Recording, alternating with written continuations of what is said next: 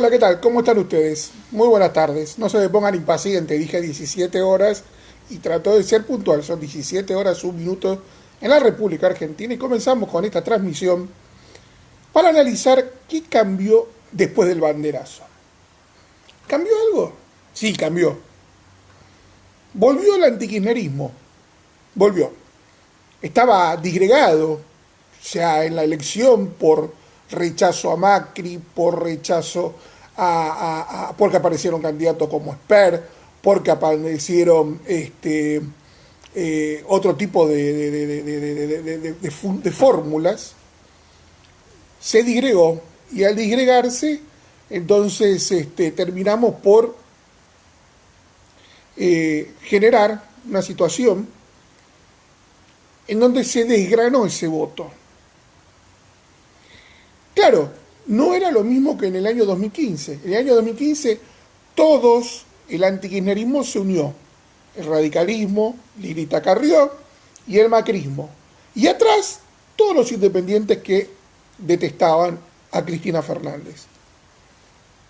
Con el fracaso del gobierno macrista, sobre todo en la parte económica, comenzó a disgregarse eso. Y una parte del votante independiente se fue, se corrió, para Alberto Fernández, sí, aunque parezca mentira. Creyeron que la solución económica venía por ahí. Y otra parte se escapó hacia otras fórmulas presidenciales. Y entonces tuvimos el resultado que tuvimos de la elección. El segundo resultado, vamos a ampliar estos conceptos después, pero esto como presentación. El segundo resultado es que la aparición del antikirchnerismo en la calle es un desafío para el presidente de la Nación.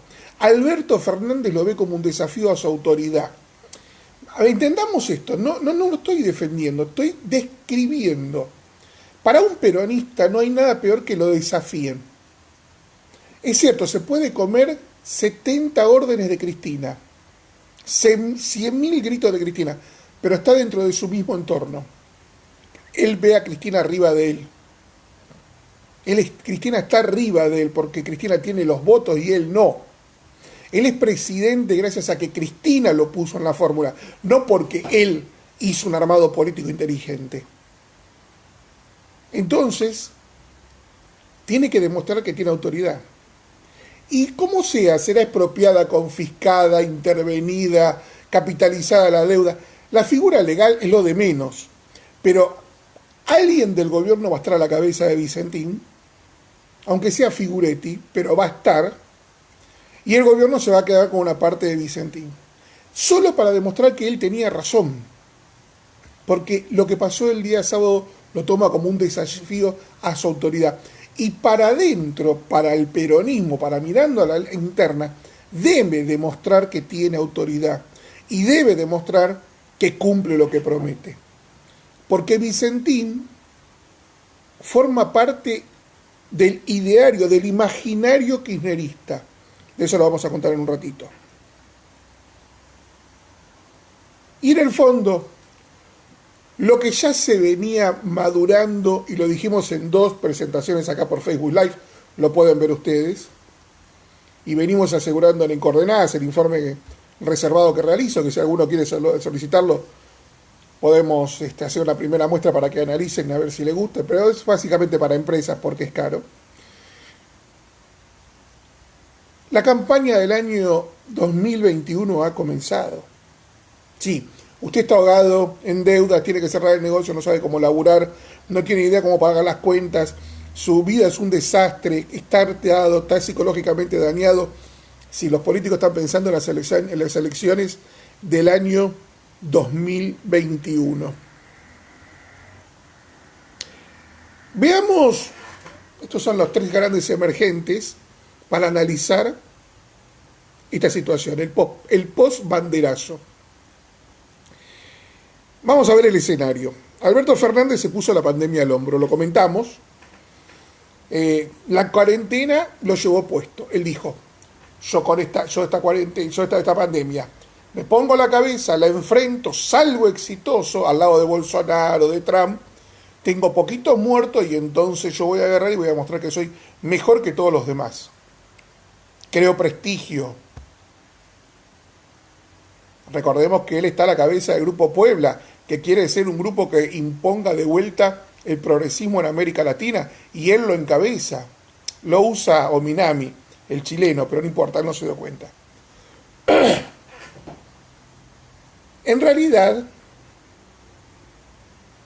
con el paso del tiempo, si bien no hubo muertos, Argentina tardó 5 veces más que Italia en tener 1.000 fallecidos por COVID-19, el rastro político, el rastro de crisis económica es espantoso. No lo podemos comparar con Italia, ni punto de comparación. Porque además no sabemos cuándo termina esto, así que la decadencia económica y la destrucción de valor, de riqueza, de puestos de trabajo, la gente que se funde todavía no ha comenzado en serio. Entonces las encuestas comenzaron a caer y la pandemia se lo llevó puesto. En realidad, la pandemia no, la cuarentena, porque es el efecto de la cuarentena. Pandemia hay en todas partes, pero la cuarentena estilo argentino se llevó puesto su proyecto personal. Perdió protagonismo ante Kitilov y Horacio Rodríguez Larreta. Perdió protagonismo, pese a que Larreta también se tiró para atrás, porque te dio cuenta que no había nada para ganar si iban a sumarse muertos y si se iba a sumar cuarentena. ¿Por qué Horacio Rodríguez Larreta no quiere aflojar y volver a fase 1? Porque Horacio Rodríguez Larreta está teniendo un problema fiscal enorme en la ciudad de Buenos Aires. Necesitan los negocios abiertos para facturar ingresos brutos, para cobrar ABL. No está cobrando. Axel Kicillof la semana pasada emitió un bono por 1.500 millones de pesos para pagar a proveedores. Comenzó la emisión de bonos, ya lo había hecho Larreta. O sea, el problema fiscal en las provincias, la ciudad de Buenos Aires, la provincia de Buenos Aires, es enorme, y eso comienza a pesar a la hora de decidir si se sigue o no con la cuarentena, pese a que la curva vaya hacia arriba. E incluso el presidente perdió espacio y visión ante los médicos. Pedro Cam se ha convertido en el virtual jefe de gabinete de este gobierno, que le dice qué hacer y qué no hacer. Y después nos enteramos que hace negocios con las empresas, manteniendo la cuarentena. Viciotti, que por la famosa Filminas en mal estado la habían aplastado, ahora de vuelta comienza a ganar popularidad. Y el presidente se queda con todos los costos. Se intentó cambiar la agenda. Se intentó con algunos anuncios, se intentó con las denuncias contra el Mauricio Macri. ¿Se acuerdan que en una semana se crearon 2 comisiones en el Congreso para investigar al macrismo? Y hay un par más todavía dando vueltas para bien crearlas, más las denuncias judiciales. Se intentó romper por ese lado la agenda. Y el presidente toma a Vicentín como un intento de generar humo para tapar la crisis económica. ¿Y para qué? Para recuperar al votante kirchnerista, que estaba aumentando la crítica según las encuestas. Alberto Fernández es un presidente muy dependiente de las redes sociales y muy dependiente de lo que digan las encuestas. Por eso, ante la calle, ante el rechazo de las redes sociales, retrocede. Esto lo ya hemos visto varias veces. A ver, es un presidente que dejó de ir a Rosario porque no había forma de asegurarle que iba a tener protección ante una poblada. Ese es un hombre que abandonó la calle. A la baja de las encuestas también está el enojo de los gobernadores, que tuvo que liberar rápidamente la cuarentena porque estaba también fundiéndose los gobernadores, que están fundidos.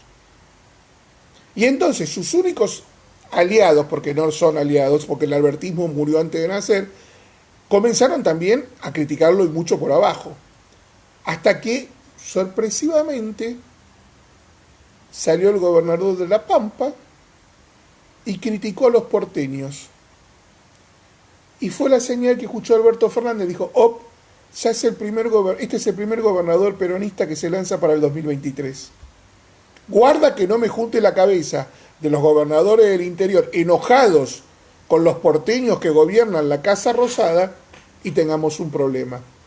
Sí, esto se ve en función de interior y provincianos y porteños. Parece mentira, volvimos al siglo XIX en la historia argentina, pero estamos viendo esa realidad.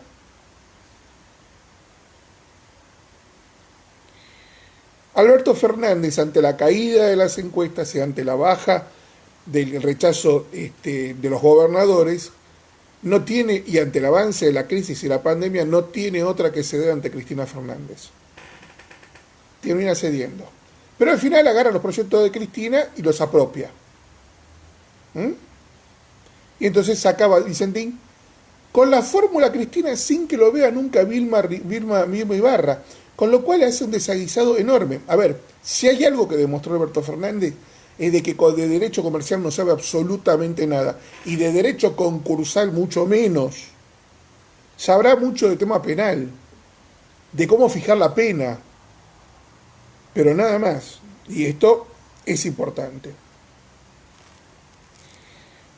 Les decía a ustedes, Vicentín es parte del imaginario del kirchnerismo. Ellos creían que iban a entrar a Vicentín y a sacarle plata. Por eso lo primero que fueron los invertidores fue ir a la caja fuerte, a buscar papeles que demostraran cómo las cerealeras hacen doble número, cómo hacen doble contabilidad, y entonces cómo lo roban al Estado para ir después a las otras cerealeras y decirle, señores, ustedes me tienen que dar 4, 5, 6 mil millones de dólares que me estuvieron robando. Esta es la fantasía que tienen. Porque en la fantasía del kirchnerismo duro, todo aquel que gana un peso es un cagador.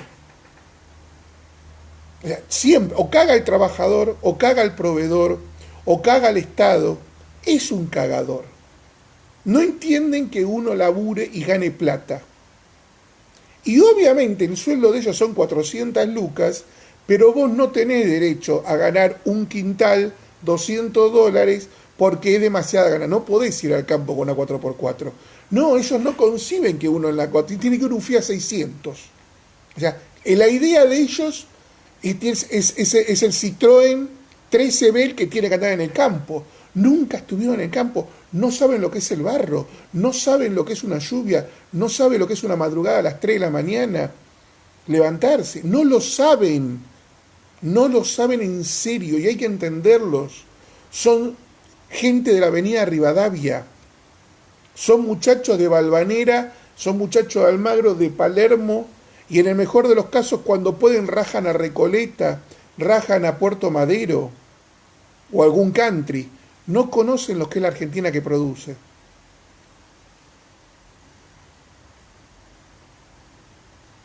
Y Alberto Fernández se dio cuenta que Vicentín fue un error. Primero porque las encuestas dieron en forma desastrosa. Después porque demostró que tiene un pésimo equipo. El tema Vicentín con Sagasti lo manejó Santiago Cafiero. Un Santiago Cafiero que dio vergüenza en el Congreso. A la propia bancada. Ni siquiera le hablaban a él. Criticaban las preguntas de la oposición.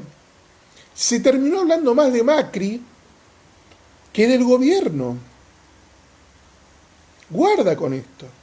Fue muy penoso. Tanto es así que no lo sacaron de los diarios. No pudieron sacar 3 frases para hacer un corto en internet. En Facebook. En Instagram. Guarda, fue penosa la presentación del jefe de gabinete y muchos dijeron, ¿y este es el jefe de gabinete de Alberto Fernández? Porque no lo conocían. Entre ellos Cristina Fernández, que con la excusa del coronavirus ni siquiera le dio la mano.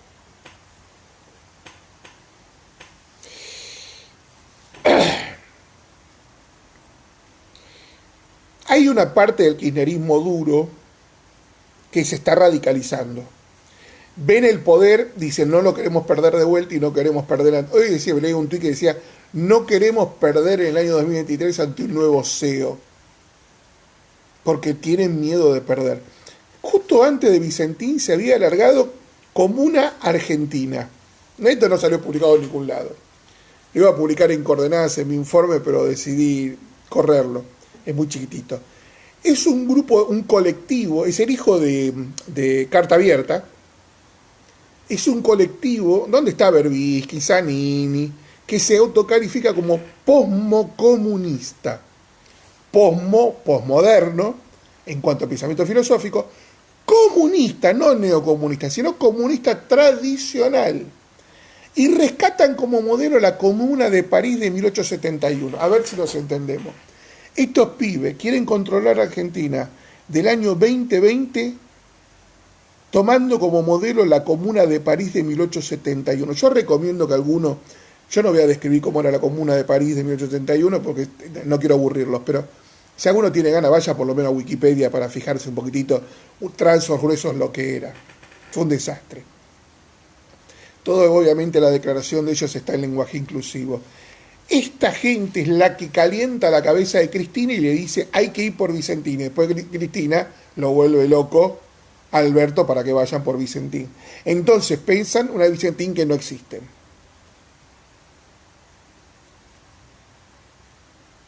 Volvamos al antikirchnerismo.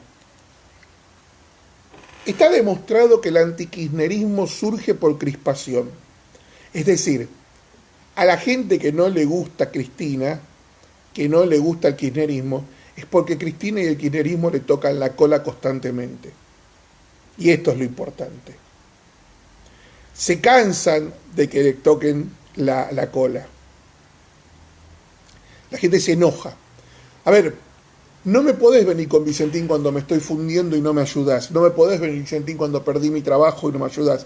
No me podés venir con Vicentín cuando te pedí un préstamo a tasa cero y no me lo quieres dar. No me podés venir con Vicentín cuando me tenés encerrado y no me dejas abrir el negocio. Este es el sentimiento. Déjame la libertad, también es la libertad de poder vivir. ¿Y qué es lo que vimos el sábado? Un grupo variopinto de macristas, no macristas, abortistas, no abortistas, liberales, radicales, Lilith, esa nube gaseosa que en el 2015 se unió y derrotó a Cristina Fernández. Y en el 2017 todavía estaba unida y la derrotó en la provincia de Buenos Aires. Obviamente les da miedo esa unión. Pero ¿cuál es el problema? El problema es puerta para adentro. La dirigencia de ese antikirchnerismo está totalmente dividida. Mauricio Macri apoya a los duros, Patricia Bullrich, Miguel Ángel Pichetto, parece que tienen diálogos en común con Lilita, y a mí me dice que el famoso diálogo que tuvieron los dos fue básicamente por la causa judicial, no tanto por el tema argentino. Estaba muy preocupado Lilita. Hola Oscar, ¿cómo estás? Están los radicales de Cambiemos, porque está creciendo mucho una rama del radicalismo que va a romper Cambiemos en la próxima elección. Guarda con esto. Obviamente detrás de eso está el Freddy Storani y Ricardito Alfonsín, por algo están en ese lugar. Y este fin de semana hicieron una declaración de uno de estos tantos organismos de conducción que tiene el radicalismo que no son sello de goma, que siempre estuvieron en contra de la formación de Cambiemos y reclaman romper Cambiemos. Obviamente hay dinero de la Casa Rosada en eso. Pero el problema es que Mauricio Macri está muy enojado con María Eugenia Vidal, con Horacio Rodríguez Larreta, y María Eugenia Vidal y Horacio Rodríguez Larreta están con Emilio Monzó y Rogelio Frigerio creyendo que están trabajando juntos, y Emilio Monzó y Rogelio Frigerio están armando otra cosa. Y en el medio están los lavanistas, y en el medio está la gente de Espert. Mauricio Macri se reunió con José Luis Espert. Tengo el rumor de que el expresidente fue a la casa de Espert en Martínez.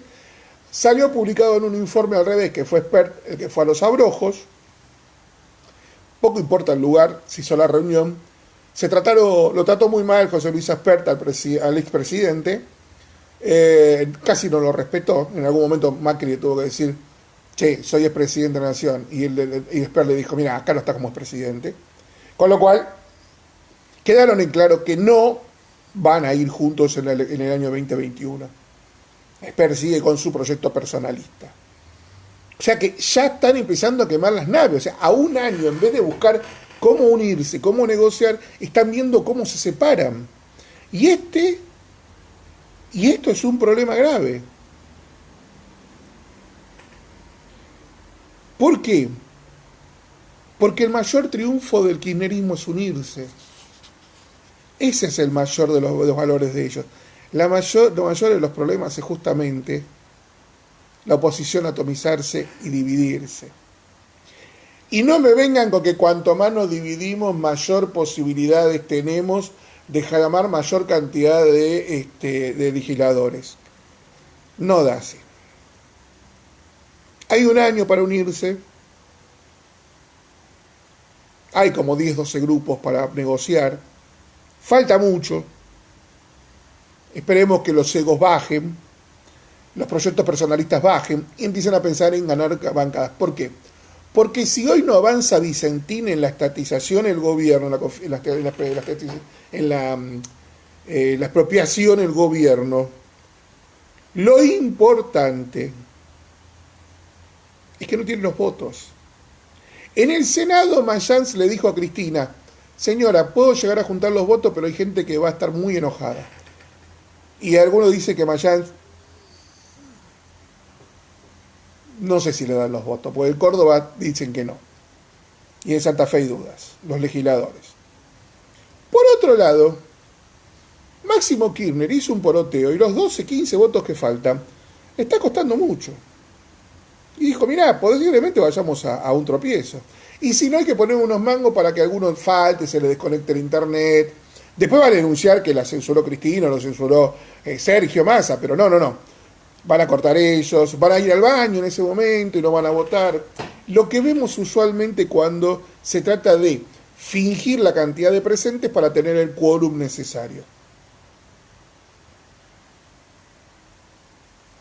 Pero lo importante para el Instituto de Patria y la Casa Rosada es que ya hay enemigo. Volvió el antikirchnerismo, hay enemigo. Ahora no es más el enemigo la pandemia. Ahora no es más el enemigo del COVID-19, ahora es el antikirchnerismo. Como dice C5N, los anticuarentena. No es casual que digan los anticuarentena. Hay una línea de encontrar un culpable. Desde que comenzó este problema sanitario, hay una línea de pensamiento para culpar a alguien de esta crisis. Primero era la enfermedad de los chetos, después la enfermedad de los tipos ricos que lo trajeron de Europa, ahora de los runners, ahora de los anticuarentena. Siempre hay un culpable, nunca ellos, jamás puede ser. A ver, hoy Carla Bisotti dijo: sería bueno retroceder y volver a fase 1 para poder reorganizarnos. ¿No tuvieron 100 días y no se organizaron?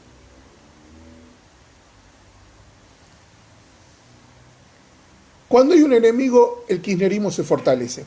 Voy a retomar cosas que yo comentaba en el programa hace 7 años, 8 años, cuando Cristina elige a Carl Schmitt, el pensador filosófico alemán. Acá nos olvidamos, pero hay que leer Carl Schmitt, yo lo estudié un poco. Carl Schmitt es un filósofo alemán que tiene un problema. Ve que Alemania, después de la Primera Guerra Mundial, se puede dividir. Recordemos que en Europa, de los estados europeos, el último en formarse es Italia, con Mussolini, que termina de formar la Italia que conocemos hoy. Luego se firman los acuerdos para las tierras papales, esa es la definición total. Y la anterior nación en formarse, la penúltima, fue Alemania, en 1870, que terminó de conformarse más o menos en la Alemania que conocemos hoy. Esa Alemania, después de 1918, corre riesgo de romperse, de quebrarse. Entonces, ¿qué piensa Carl Schmitt? ¿Cómo nos unimos?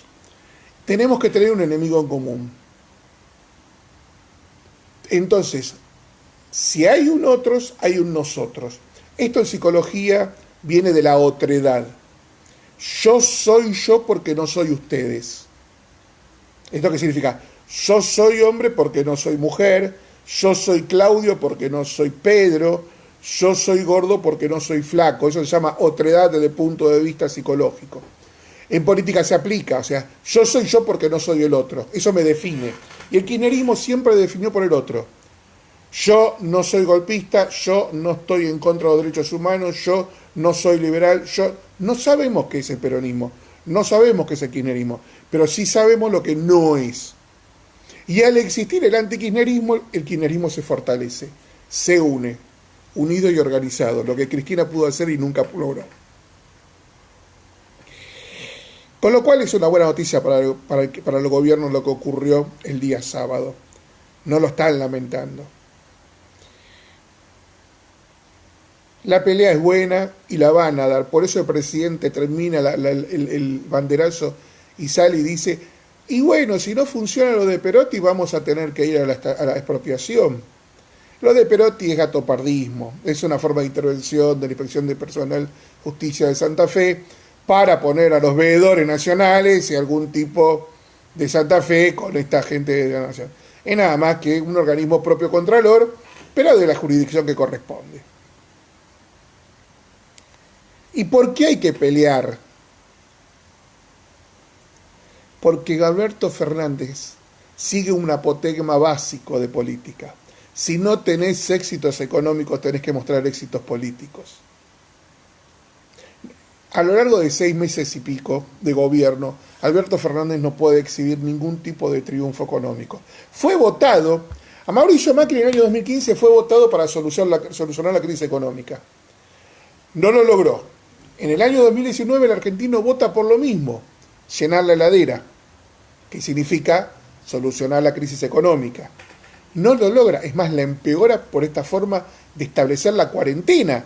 Y entonces, como no tengo logros económicos, ¿qué tengo que mostrar? Logros políticos. Y estatizar, expropiar, disentir es un logro político.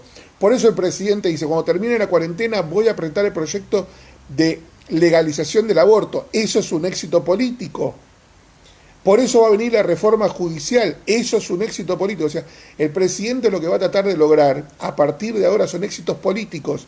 No importa que la gente se muera, no importa que la gente se funda, no importa que los negocios no abran más, no importa. Ahora hay que mostrar éxitos políticos. Entonces va a haber más crispación. Por eso ya se anticipa un nuevo banderazo el día 9 de julio.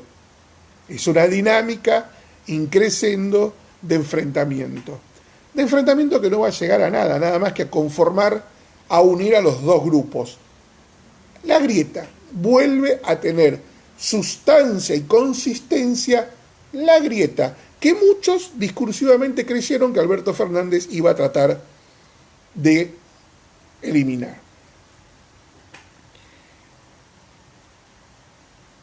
La pelea agonal confunde, distrae, deforma. ¿Qué oculta, confunde, distrae o deforma? La cantidad de fallecidos por el COVID-19, la cantidad de fallecidos por los efectos del COVID-19, de la cuarentena, la crisis, la dimensión de la crisis, la falta de un plan. Y de eso vamos a hablar después.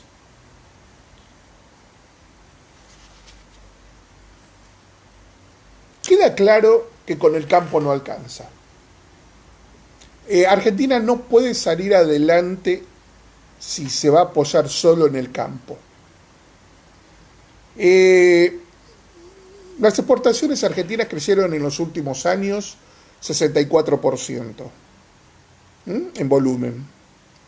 Se abrieron más de 100 mercados nuevos a productos argentinos. Y no crecemos en exportación ni en producción industrial, al contrario, venimos retrocediendo. El consumo es del 85% que producimos, o sea, producimos para consumir. Ergo, es el consumo el que mueve este país. Por eso el gobierno incentiva la demanda y no la oferta. Porque dice, yo lo que tengo que hacer es que la gente coma más, consuma más. Por eso regala plata y da tanta plata. Creían y siguen creyendo que esa es la solución. Ahora hablan de una asistencia perpetua por 3 años, o casualidad, 3 años que dura el gobierno de Alberto Fernández, que se sumaría a la UH. Lo que está pensando es en retener básicamente a sus votantes a fuerza de entregarle plata del Estado. Ese es el eje del plan. El eje del plan es, yo a mis votantes les doy guita. Lo dijeron claramente. Nosotros vamos a gobernar para nuestros votantes. Quienes no nos votaron no nos importa. El campo no me importa, la clase media no me importa la clase baja. Voy a hacer obra en las villas, voy a agarrar y voy a darle plata a la gente que vive en los barrios más carenciados y en las zonas más pobres. Y donde tengo geolocalizado que hay votante peronista, kirchnerista. Ahí voy a dar plata, a los otros no. Que se jodan. Es la supervivencia del más apto. El campo ya puso mucho. A través de retenciones con los granos principales, Néstor Kirchner sacó 12.000 millones de dólares. Cristina en su primer mandato 26.000 millones de dólares. En su segundo mandato 28.000 millones de dólares. Mauricio Macri 17.000 millones de dólares. Alberto esperaba sacar este año 9.000 millones de dólares. Son 92.000 millones de dólares. Si sumamos las otras retenciones de los otros grupos, desde la crisis 2001-2002 para acá, se le han dado al Estado 150.000 millones de dólares. En el camino pasamos de 25 a 60% de pobres. O sea, la detracción de riqueza de un sector productivo no se trasluce en una reducción de la pobreza. Al contrario, cuanto más sacamos de los sectores productivos, más pobres tenemos. Lo cual demuestra que todo gasto del Estado es ineficiente, no tiene ningún tipo de sentido. Y entonces, miren, el otro día hablé con mi amigo Sergio Salvador Stefano, el rosarino, que es un genio, sabe de campo como ninguno, y me dice: Claudio, para hacerte cargo de Vicentín, tenés que tener plata. ¿Cómo es esto? Claro, ¿qué hace Vicentín? Agarra grano poroto de soja, lo estruja, lo convierte en harina y en aceite. Básicamente es esto. Ok, para eso necesitas tener poroto de soja. ¿Quién te da el poroto de soja? El productor. ¿Te lo va a dar el productor? No, porque le debes 350 palos. A ver, si vos sos productor y sabés que a otro productor le deben 350 palos, vos no vas a ir a que te deban a vos la plata. No, me da la plata y yo te doy. Esto cambia la dinámica, porque el gringo trabaja mucho con lo que se llama entrega de grano a fijar. O sea, yo te doy el grano ahora y en su momento fijamos el precio. En un mes, en 2 meses, en 3 meses, depende cómo negociemos. Acá debería trabajar virtualmente con cash la nueva administración de Vicentín. Con lo cual, lo primero que tiene que hacer es poner 350 palos verdes para darle a los productores agropecuarios para que los productores te vuelvan a dar poroto. Bien, pero para poner la fábrica en funcionamiento, tener barcos, hacer las operaciones, necesitas cash, 200 palos más, hay que pagar seguros, un montón de cosas. ¿Quién va a poner 550, 600 millones de dólares? ¿El Estado Nacional? No los tiene. No lo tiene el Tesoro, no puede colocar deuda para eso, no puede pedirse al Banco Central, no lo tiene el Banco Nación. Entonces, lo de Vicentín es jarabe de pico. Alguien tiene que poner los granos. Se habla de sumar a ACA, a distintos tipos de operadores que puedan proveer el grano.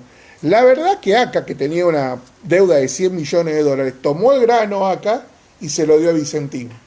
Cuando Vicentín no le paga, el gringo que le dijo a ACA: che, yo te entregué el grano a vos a quien se lo entregaste no es problema mío. Y ACA se dio vuelta y le puso los 100 palos al productor. Pero está con un reclamo contra Vicentín. Ahora viene el gobierno y le dice: mira, vos venite con nosotros, pero trae más grano. Y dice: pará, yo tengo una deuda de 100 palos.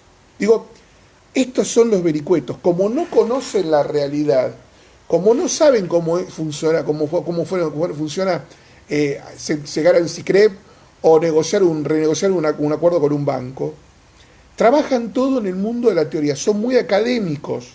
Es el gobierno de los científicos, que no necesariamente tienen conocimiento de la realidad. Nos trajeron para negociar la deuda a un ministro de Economía que, como bien decimos con Daniel Estico, en realidad es un secretario de Hacienda, secretario de Finanzas, quizás mejor sería la palabra, que daba clases. ¿Cuál fue el resultado? En 6 meses y medio se pusieron 5.000 palos verdes cash y no hemos tenido éxito en ninguna negociación. Estamos a poquito. Son varios cientos de millones de dólares. Nada del otro mundo porque el costo del default es mucho más grande. Es más, Alberto casi no va a tener que poner nada en su presidencia. Y sin embargo se sigue negando. ¿Por qué? Porque él sabe que necesita hasta el último mango para poder dar plata para contener el estallido social los próximos 2 años. Sí, porque acá hay que pensar en contener el estallido social de 2 a 3 años. Porque aunque mañana liberen toda la actividad productiva, abran todos los negocios, la normalidad, lo que teníamos que era horrible en febrero de este año, se va a tardar meses en volver a tener. Porque ya está destruida la cadena de pagos, porque ya está destruido los activos, ya no valen nada, porque hay un montón de gente que le debemos plata y nos deben plata. Ellos creen que mañana levantan la cuarentena y los negocios comienzan a funcionar con toda normalidad. Y no va a ser así. Y no va a ser así por más que cualquier funcionario trabaje con el Excel. Por ejemplo, miraron raro la venta de autos importados. Creció, casi no quedaban autos importados en existencia. Hay plata. No, la gente compró dólares con 4 ruedas. Como se lo vendían a dólar oficial y no podían ir al banco a comprar los dólares, simple y sencillamente se compraron, con el excedente monetario que tenían, con el canuto se compraron 1 o 2 autos. Bueno, hoy la gente está comprando dólares en físico. Está comprando dólares oficiales en físico. Entonces, por ahí vamos a ver operaciones inmobiliarias. ¿Por qué? Y porque por ahí me permiten pagar en dólares a 70 pesos. Y así sí vale la pena comprarme un inmueble, quizás. Entonces, acá se confunde y mucho. Y además se mienten ellos mismos con los números. Contestaba en el programa en el día de ayer el último informe de Matías Culfas, del Centro de la Producción, sobre cómo está la actividad económica. Y hacen lo mismo que hacían los militares en su momento. Los militares o el gobierno de Isabelita, no recuerdo, creo que los militares. La carne aumentaba mucho y tenía un peso muy grande en la inflación, en el índice de inflación de ese momento. Entonces, ¿qué hicieron? Sacaron la carne del índice de inflación para que no tuviera tanta presión. Entonces, tenías el índice de inflación descarnado. Esto existió en Argentina, no es un chiste. Yo escribí sobre este tema, aunque parezca mentira, años después. Tenías el índice descarnado. Claro, tergiversan los números. Es como la Baña que enseñó la contabilidad creativa en los presupuestos. O sea, poquita inflación, poquito crecimiento, y entonces cuando tenías más inflación y algo más de crecimiento, vos tenías una masa de recaudación enorme que podías usar para gasto político. Entendamos algo, este es un gobierno que no tiene presupuesto. No tiene presupuesto. ¿Y cuál es el plan? Yo ya lo comenté en algo en el programa de radio, lo escribí bastante detallado en el informe mío en Coordenadas. El gobierno el presidente de la Nación tiene 2 planes. Recibió de 2 economistas, uno es un economista y el otro es un grupo empresario que tuvo un economista más o menos conocido, realizaron 2 planes económicos. El Instituto Patria tiene uno solo, Estado. Obra pública del Estado, subsidios, préstamos, obra pública. ¿Y dónde sale la plata? Más impuestos a los ricos, más impuestos, no hay problema. Siempre puedo aumentar un poco más los impuestos. ¿Por qué? Porque hay 40% de evasión. Y creen que el 40% de la evasión lo hacen los ricos. Y no ven que el mantero que está en la calle está haciendo evasión cuando está vendiendo una remerita. Entonces creen que en realidad todos los ricos son los que evaden y no la ven cuando salen a la calle y ven a una señora vendiendo ajo. Entonces, es una circunstancia muy loca. Es más, ellos fomentan la economía informal, que en el fondo se basa en que no hay un solo impuesto. Anda a una verdulería que te den un ticket fiscal. A estas verdulerías nuevas que tenemos. No te lo dan. No te lo dan. Y está Juan Grabois detrás de todo esto, y están los colectivos sociales detrás de todo esto. Entonces, los dos planes son más o menos coherentes. Uno es más ortodoxo, industrialista, desarrollista, podemos llamarle. El otro es más heterodoxo, pero tiene una parte financiera bastante monetarista, es muy sui generis, porque la gente que lo financió está relacionado con la City. El problema es que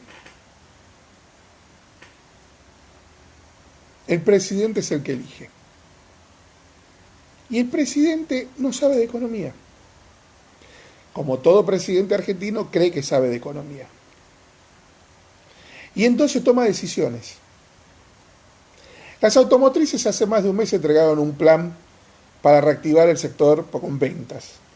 Tiene incluida desgravación impositiva, crédito subsidiado, bueno, todo un típico plan donde la plata la pone el Estado y los empresarios se sacan autos de encima. No pasa. No pasa. ¿Por qué no pasa? Porque el presidente no decide, porque el presidente procrastina, posterga, dilata. Hace casi un año que el presidente viene dilatando definiciones. En campaña nos decía, no vamos a anunciar el plan económico para no desgastar las medidas. ¿Quién va a ser el ministro de Economía? No voy a decir que va a ser el ministro de Economía porque lo van a desgastar. Bien, ganó la elección. ¿Quién va a ser el ministro de Economía? No puedo decir nada. Ustedes ya saben. Asumió el ministro de Economía. ¿Qué va a hacer el ministro de Economía? ¿Qué va a hacer el ministro de Producción? No. Todavía no es momento, tenemos que renegociar la deuda externa, y cuando renegociemos la deuda externa, entonces vamos a ver cómo hacemos. Y ahora no podemos decir plan económico porque estamos con el COVID-19 y que la emergencia.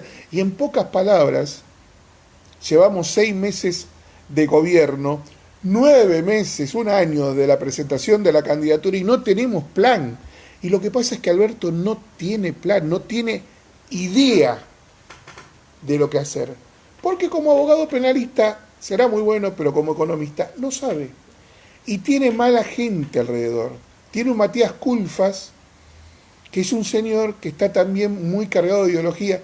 No conozco un solo empresario que haya estado con Culfas o alguna de su gente y me haya hablado bien. Y he hablado con muchos, Y he hablado con gente de la UIA, y he hablado de la gente de Copal, y he hablado con gente del sector automotriz, y he hablado del sector vino, y he hablado de varios sectores. Nadie me habló nunca bien.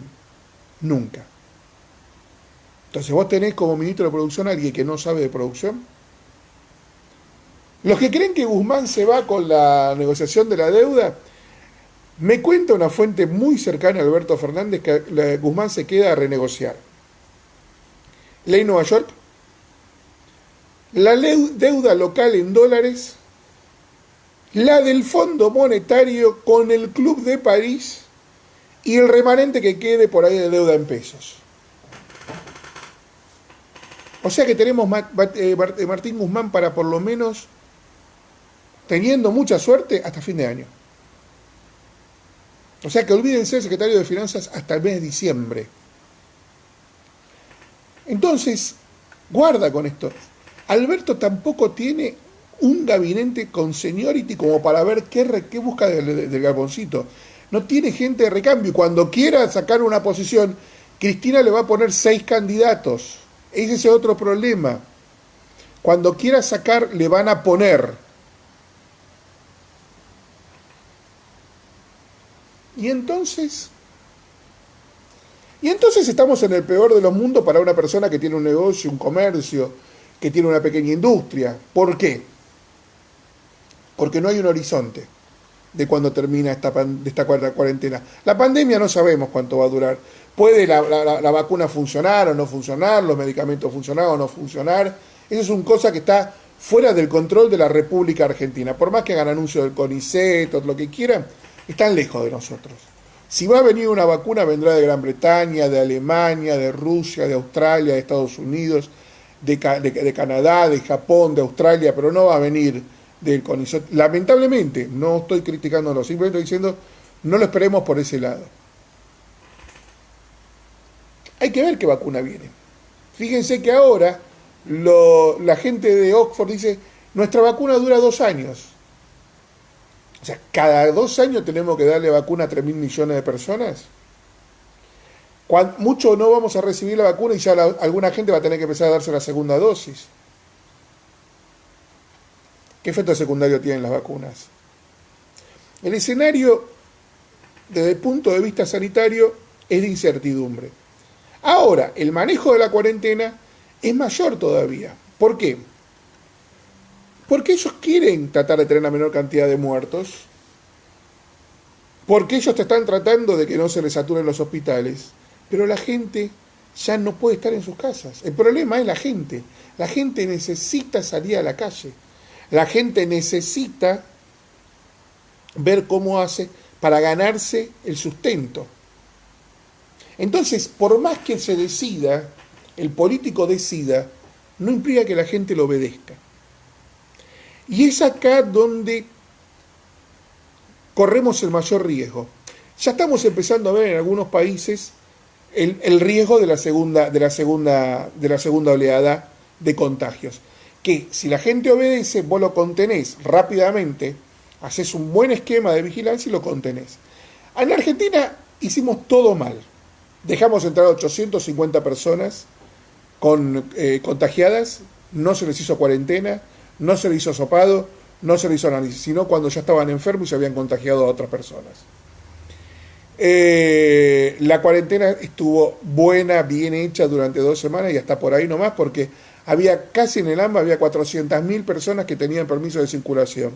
En Roma, en las ciudades italianas, no llegaban a 5.000 o 6.000 personas. Digo, acá mucha gente estuvo en la calle. Después, cuando venía cayendo un poquitito la curva, que parecía que tenía alguna intención, apareció en los barrios más pobres. ¿Por qué? Porque se sabía que cuando ingresaran a ese lugar, por la velocidad de circulación, por la dinámica de vida que tiene esa propia gente en ese lugar, iba a haber una red de contagio muy alto. Esto lo se sabía hace 3 meses. Ya fue tarde, cuando entró. Ahora están viendo cómo apagan el fuego, yendo corriendo por detrás. Alberto Fernández viene corriendo de atrás la crisis. En todo sentido. En lo económico y en lo político. Fíjense que en el momento en donde están diciendo que van a extender la cuarentena, te anuncian que van a ver qué hacen con el IFE y van a ver si siguen dando ATP para los trabajadores. Entonces, cada día que pasa todos tenemos menos plata. Cada día que pasa estamos todos más endeudados. Cada día que pasa estamos todos cada vez más fundidos. ¿Qué es lo que hace el gobierno? En vez de redoblar la asistencia, no. Te dice, vamos a quitarla. Entonces, está sumando una impericia enorme en el manejo de la crisis. Está sumando una impericia inconcebible. Y entonces vuelvo al banderazo.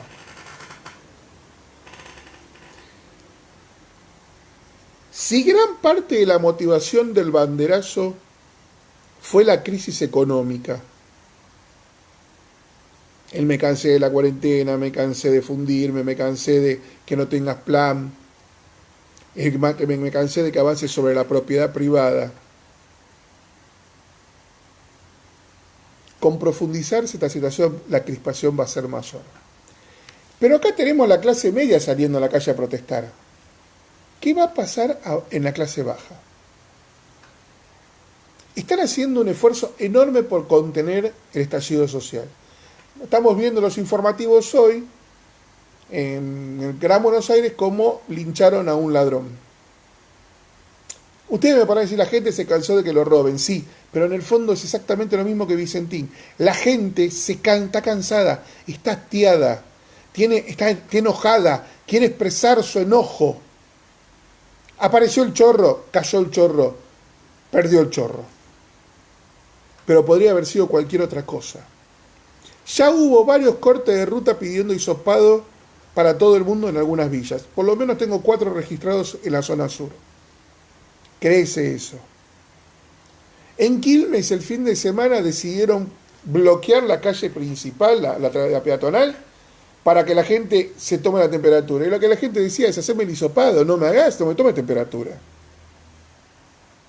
O sea, ya si haces algo, hacémelo bien. En pocas palabras, hay momentos en que la tensión social ya no se soluciona con dinero. No alcanza con dinero. No alcanza con dinero. Hay un momento en donde tenés que tomar decisiones. Y tenés cuidado de la decisión que tomás, porque la decisión que tomás puede ser errónea. Y Vicentín fue una decisión errónea. No entendieron el mercado agropecuario, no entendieron el mecanismo legal, no entendieron la reacción que iba a haber en el campo, no entendieron la crispación que generaban, no entendieron el efecto secundario de una decisión tomada. ¿Cuántos errores no forzados puede cometer Alberto Fernández? ¿Cuántos vicentines puede cometer? Y lo peor es esto: ¿cuánta presión de Cristina puede soportar? Porque si él metió la pata con Vicentín fue porque Cristina lo empujó a meter la pata. ¿Cuánto? ¿Ustedes se dieron cuenta que Cristina no habla de la cuarentena? Ni habla de la pandemia. No habla. No habla. No saca un tuit, no da un reportaje, no saca nada. No habla. La pandemia y la cuarentena va por otro lado. Ella sabe que si se mete, hay lío. Ni siquiera lo apoya a un ministro, ni siquiera lo apoya al presidente, ni siquiera lo apoya a Axel. Pasa por otro lado. Es astuta. Es astuta. Máximo tampoco aparece. Máximo está siempre atrás. Máximo mueve los hilos. Habla con Alberto, habla con todo el mundo. No se exponen. Alberto se expone demasiado. Y ese es el problema: cuando te expones te desgastás. Y una cosa es que te desmerilen, y otra cosa es que vos te destruyas a sí mismo. Y tenemos el caso de Macri. Macri cometió tantos balazos en el pie, cometió tantos errores, que al final la principal oposición de Macri era Macri. En este caso era Marcos Peña. Y entonces hay que tener cuidado. Que el fantasma de Alberto, en vez de ser Cristina, sea Alberto. El banderazo le debe cambiar al presidente de la Nación la forma de ver su entorno de relación dentro de la propia lanza política en la que él está. Él quería crear el albertismo, abortó la creación del albertismo. El peronismo le abortó la creación del albertismo. Él debe crear el albertismo para sobrevivir, para fortalecerse. Porque la cuarentena nadie sabe cuánto va a durar. Y porque no sabes, Cristina, cuántos vicentines te va a traer. Podés pelear contra la gente en la calle. Podés intentar pelear contra la oposición en el Congreso. Podés tratar de pelear contra algún gobernador que no te guste muy bien lo que hace. Pero guarda. No podés pelear siempre contra todos al mismo tiempo. Tenés que generar aliados. Y Alberto Fernández no está generando ningún tipo de aliado. Nada. Y es muy triste y es muy lamentable porque apenas lleva 6 meses y medio en el poder. Y el problema es que Argentina tiene algo más importante que Alberto Fernández o Cristina Fernández o Mauricio Macri. Y es la institucionalidad. Hay que respetar la institucionalidad. Argentina no se puede dar el lujo de estar otra vez en una crisis 2001-2002 empeorada y tener la inestabilidad política que tuvimos en el 2001-2002 empeorada. Eso sería el peor de los escenarios. De esa crisis nació el kirchnerismo, porque el peronismo no la pudo coordinar, no la pudo armar y no la pudo dar un formato. Si llega a pasar algo ahora, no sabemos qué puede llegar a nacer. La fantasía de que Cristina va a agarrar la Casa Rosada está muy equivocada. Cristina no se va a meter en la Casa Rosada para suicidarse, porque nunca fue buena sin plata. Y hoy no hay de dónde sacar plata. Hoy hay que conseguir un presidente que se inmole. Que se inmole y haga todos los ajustes que haya que hacer para poder salir adelante. El Estado cree que repartiendo subsidios es la solución. La bomba monetaria que están creando es enorme. Se soluciona fácil. Agarrás, devaluás un 400% y listo. El costo de 400% de devaluación, de 300, de 200, de 100, de 50% de devaluación es enorme. ¿Lo querrá pagar Alberto Fernández? Porque recordemos, quizás una gran devaluación beneficia a los más ricos, que por ahí se generan ingresos en dólares, pero daña al más pobre, que lo único que tiene son ingresos y gastos en pesos. Guarda con eso, porque la solución puede ser peor que el problema. Y en Argentina estamos acostumbrados a que los gobiernos establezcan soluciones que son empeoradoras, me sale mal la palabra, que son que destrozan aún más el escenario. Y sin seniority, sigo insistiendo con esto, Alberto Fernández no tiene gente de calidad a su lado. Y eso es muy grave. Fantasear con que venga un Melconian, un Ricardo Arriazu, es muy lindo, olvídense, es fantasía. No tienen ni siquiera figuras de peso. Porque después de vos tener un cambio político, un plan, un presidente, tenés que generar confianza. La verdad que hoy no hay confianza. Cuando uno lee que la Parolaquia o la Bisteca va a cerrar la mayoría de sus locales, tiene unos 12, 15, dice, bueno, está bien, es el negocio, se pierden muchos puestos de trabajo. Lo que tiene que ver que está cambiando la dinámica de pensamiento de aquellos que pueden generar empleo. Yo prefiero retirarme, concentrarme, achicarme, despido gente, no pago alquileres, veo qué hago, rehago mis cuentas, lamo las heridas, espero que vuelva al consumo y en 2, 3 años me relanzo de vuelta. Pero ¿qué hacemos entre esos 2 o 3 años? Y eso es lo que Alberto Fernández cree que puede solucionar con IFE, con préstamos, con AUH o con tarjeta alimentar.